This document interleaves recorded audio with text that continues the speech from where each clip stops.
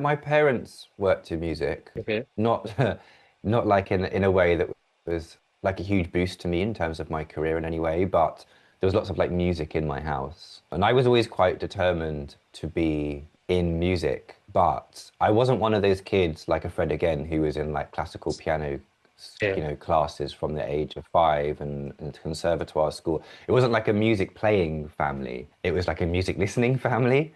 So I played little bits of instruments growing up, but I was just terrible at everything. I never stuck to anything, right? But I knew I always wanted to get to as close to it as possible and just started in bands when I was a teenager. And then a close friend of mine and me got really into sort of that his brother was a drum and bass producer.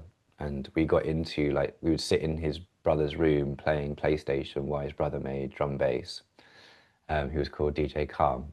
And we just, like over time, some of that equipment flowed down the pipeline, like the stuff that he wasn't using. And we started messing around with 4-track recorders and samplers, and we became at around the same time obsessed with hip hop. So in a way, that's where I found my place because I was always playing all these different instruments, but didn't really know what to do with them. And then once I got a sampler and I could take all these pieces of the world from different places and mash them together in my own way, I guess I would consider like that when I got into music, or that's how I got started in music, was just the discovery of like equipment that I could use to pick things from the world and kind of piece my own thing together rather than needing to be like an incredible musician. I loved that, the idea I could just use different things from different instruments and different genres and find my way. And we just started off making beats, like handing out beat CDs, making rap music and hip hop music.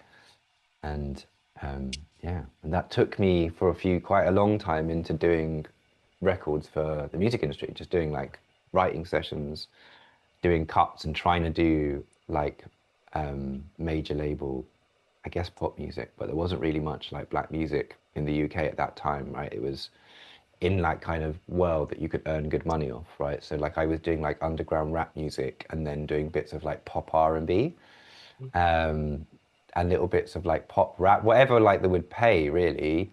And we did that for like a really long time, and it just burnt me out in the end. And that's kind of when I started Sound of Fractures, was taking a step back from like that commercial grind of the pop music industry.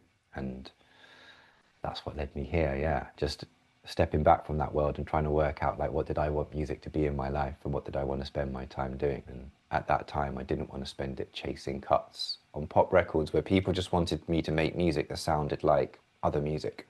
I wanted to make music that sounded like me.